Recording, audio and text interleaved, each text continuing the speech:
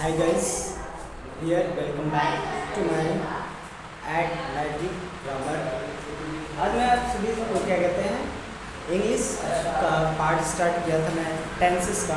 तो टेंसेस के सारे वीडियोस जो स्टार्टिंग के होते हैं मैंने सारे पिछले वीडियोस में डाल दिए हैं, आप जाके डिस्क्रिप्शन बॉक्स में देख लेना। तो आज हम क्या कहते हैं सिंपल सेंटेंस का कल मैंने पढ़ाया था, आज नेगेटिव सेंटेंसेस में पढ़ाने जा रहा हूँ। जो नेगेटिव सेंटेंसेस क्या होता है, नेगेटिव सेंटेंसेस कैसे फॉर्म किए जाते हैं हिंदी से इंग्लिश में, कैसे बनाए जाते हैं, जो आजकल पूछे जाते हैं ट्रेंड में, तो वो सारे क्वेश्चंस मैं लेकर आया हूँ जो कि बहुत ही ज़रूरी होता है। तो चलो ज़्यादा टाइम ना वेस्ट करते हुए टॉपिक को स्टार्ट करते हैं, ठीक है। Let's begin. पहला है नेगेटिव सेंटेंसेस, नकारात्मक वाक्य। जो नकारात्मक वाक्य होता है वो क्या होता है, यानी इंग्लिश में क्या है तो नेगेटिव सेंटेंसेस, और इसी को अगर हिंदी में क्या है तो उसे कहते हैं नकारात्मक सेंटेंसेस या वाक्य। तो ये चीज़ें हैं, सबसे बड़ी दिक्कत आ रही है कि सब लोग इंग्लिश में ज़्यादा नहीं पढ़ पा रहे, तो इसीलिए मैं उसे एकदम आसान भाषा में करने के लिए मैं हिंदी में उसको इंग्लिश को हिंदी में पढ़ा रहा हूँ, ठीक है। तो अच्छे से आप समझते हैं कि क्या होता है क्या नहीं, तो इसीलिए हिंदी में पूरा मैं बताया।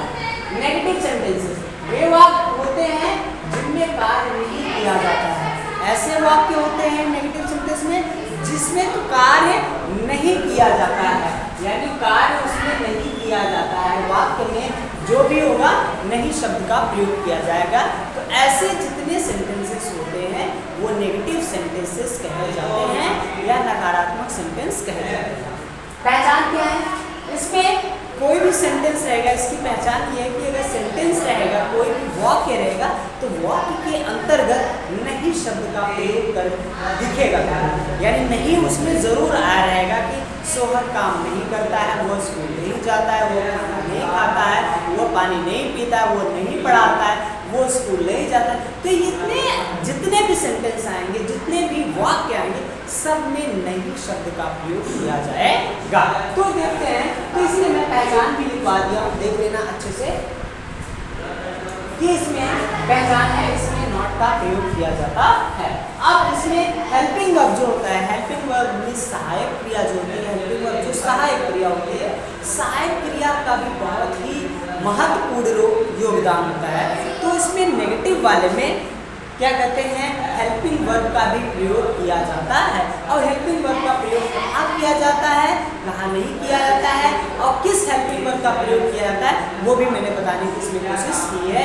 कि जो भी दिक्कत होती है तुम लोग को डज और डू में प्रयोग होता है, लेकिन आज के बाद कभी भी नहीं होगा डू और डज में कि कहाँ हम प्रयोग करें डू का, कहाँ डज का प्रयोग करें, वो बिल्कुल नहीं होने वाला है, क्योंकि मैं इतने आसान में समझाया हूँ और लिखा भी हूँ, समझाया भी हूँ। आ जाओ सिंगुलर शब्द, सिंगुलर नंबर जो होता है, सिंगुलर नंबर मीन्स एक वचन, एक वचन, ध्यान से सुन लो, एक वचन यानी सिंगुलर नंबर जो एक वचन होता है, एक वचन जो क्या क्या एक वचन होते हैं शब्द वो देख लो, ही, शी, इट और एनी।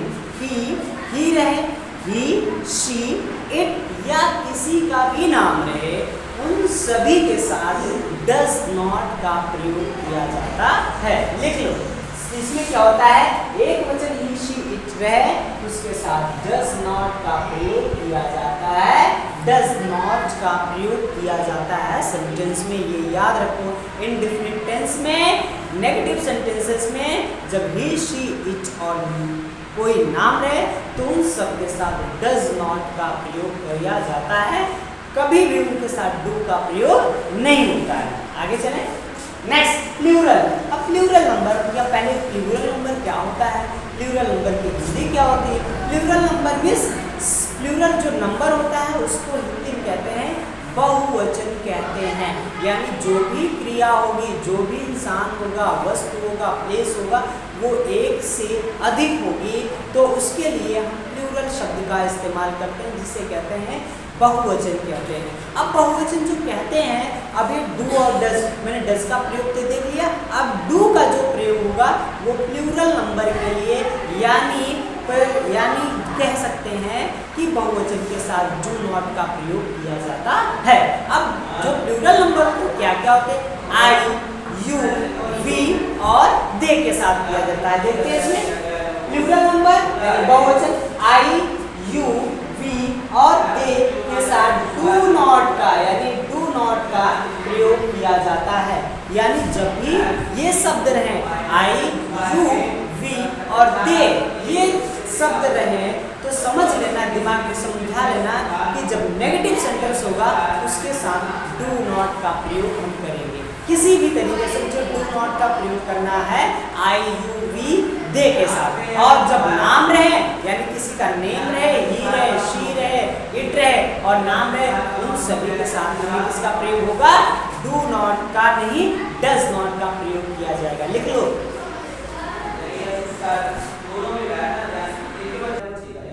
चलो अब नेक्स्ट वाले पे आते हैं। यहाँ तक तो मैंने देख लिया उसके रूल्स और रेगुलेशन क्या होते हैं, कहाँ पे यूज किया जाता है। अब मेन चीज आती है हमारे फॉर्मूला पे। हमारा फॉर्मूला क्या होता है कि जिससे हम उसको उसके बेसिस पे हम प्रयोग करते हैं कि फॉर्मूला क्या होता है। तो इसका नेगेटिव सेंटेंस का फॉर्मूला भी आपको दिए हैं, बहुत अच्छी तरीके से समझाएं कि फॉर्मूला उसका क्या होता है। तो लेट्स फाइंड आउट देयर। तो फॉर्मूला क्या मैंने ऑलरेडी लिख चुका है, यहाँ पे लिखा हुआ है that is the subject. Subject इस जो कार्य करता है इंसान करता, and next is helping verb that is the do और डज नॉट और उसके साथ plus not plus main verb की फर्स्ट फॉर्म ऑब्जेक्ट और अदर। ये आपका फार्मूला है जिससे कि कोई भी सेंटेंस होगा, कोई भी वाक्य बनाने में कोई भी प्रॉब्लम एकदम बिल्कुल नहीं आएगी, सब एकदम रसगुल्ला लगेगा कि हाँ यार मस्त है। तो नेक्स्ट आते हैं एग्जाम्पल। इसके एग्जाम्पल्स भी ढेर सारे मैंने ऑलरेडी लिख के रखा है, यहाँ पे देख लीजिए। तो ये जो एग्जाम्पल्स हैं, सारे एग्जाम्पल्स हैं, ये आपके नेगेटिव सेंटेंसेस के हैं। देख लेते हैं ये कैसे होता है, कैसे बनता है, हाउ इट इज फॉर्म्ड, कैसे ये बनता है, how it is going to be formed a sentences from Hindi to English, कैसे समझते हैं। Let's find out with the examples. Example, Ram school नहीं जाता है। अगर मैं इसको लिस्ट कर दूं, राम स्कूल नहीं जाता है, ठीक है। तो अगर मैं बोलूं राम स्कूल नहीं जाता है तो इसमें क्या है, पहले पहचान क्या है, जाता है। तो यानी इंडेफिनिट टेंस है, प्रेजेंट इंडेफिनिट टेंस है। तो ये जितने प्रेजेंट इंडेफिनिट टेंस हैं और प्रेजेंट इंडेफिनिट टेंस के साथ साथ ये क्या है हमारे, क्या कहते हैं, नेगेटिव सेंटेंसेस है। तो मैंने कहा राम स्कूल नहीं जाता है, तो राम क्या है, मेरा सब्जेक्ट है। तो सब्जेक्ट नाम है, नाम है तो नाम के साथ क्या कहते हैं, किसका प्रयोग किया जाएगा। अभी बताया मैंने कि डू और डज का प्रयोग किया जाता है। तो जब भी नाम रहेगा, ही, शी, इट और एनी नेम रहेगा, उसके साथ डज नॉट का प्रयोग किया जाता है। तो let's find out Ram, Ram school नहीं जाता है, Ram does not go to school.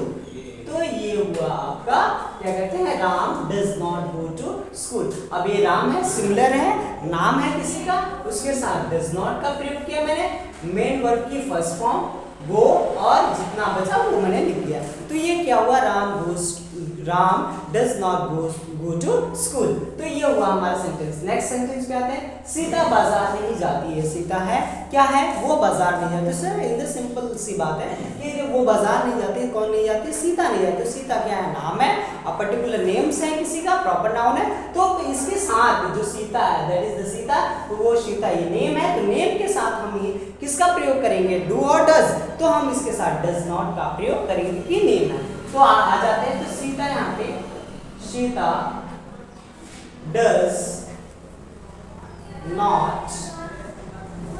Does not गो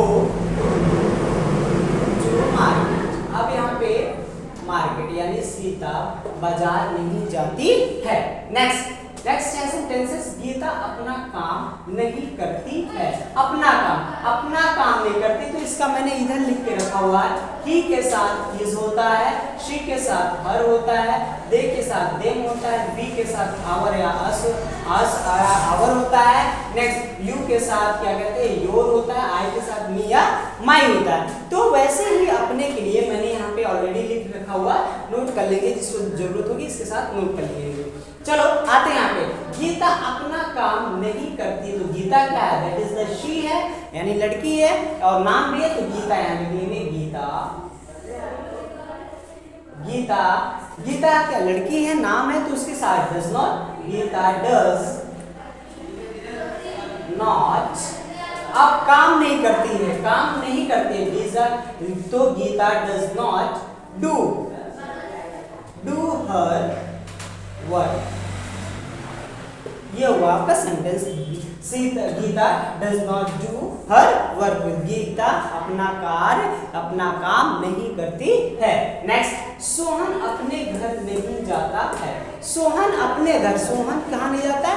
अपने घर नहीं जाता, वो अपने घर नहीं जाता है। तो सोहन नाम है, तो यहाँ लिख दो बेटा सोहन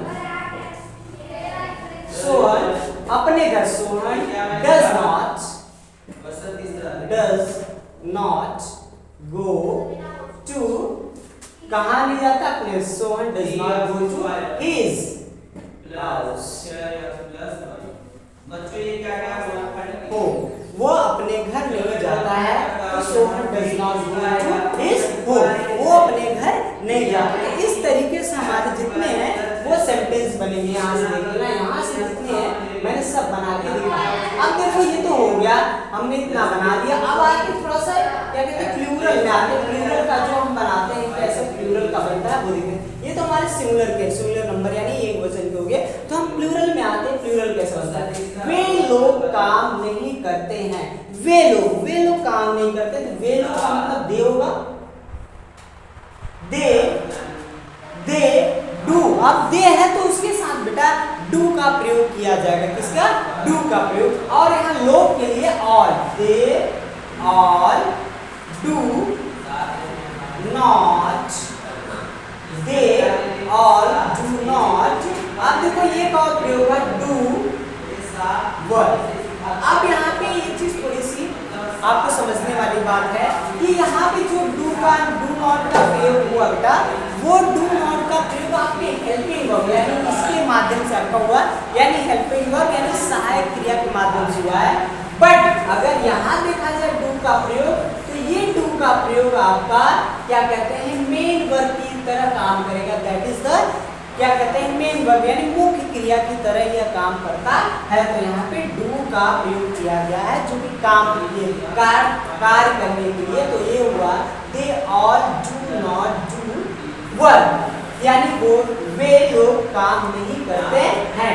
अब यहाँ पे तुम खाना नहीं खाते हो, तुम खाना नहीं खाते हो।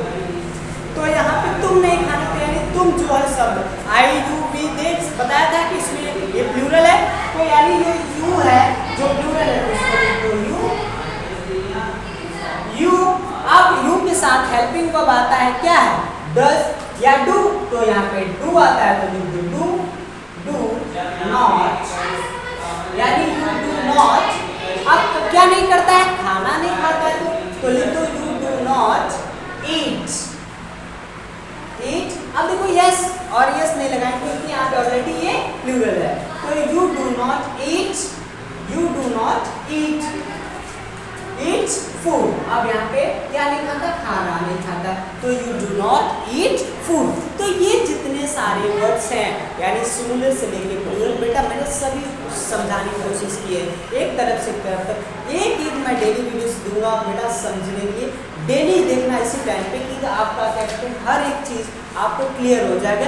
एक मैं यानी प्रेजेंट इंडेफिनिट का पढ़ा रहा हूँ तो सिंपल मैंने पढ़ा दिया। आज मैंने इंडेफिनिट का नेगेटिव क्लियर कर दिया हूँ, कन्वर्ट कर दिया हूँ। इसके बाद जो सेंटेंसेस होगा जो इसके बाद आएगा इंट्रोगेटिव, मैं इंट्रोगेटिव का भी वीडियो कल डालूंगा। तो इसलिए ऐसे ही बने रहना हमारे वीडियोस में, हमारे चैनल्स पे। और अगर पसंद आए मेरी वीडियोस तो बेटा प्लीज़ लाइक और करो और सब्सक्राइब, और जितना हो सके ज़्यादा से ज़्यादा कमेंट करो और हमारी वीडियोस को फॉरवर्ड और शेयर करो, जिससे कि मुझे भी मोटिवेशन मिलता रहता है।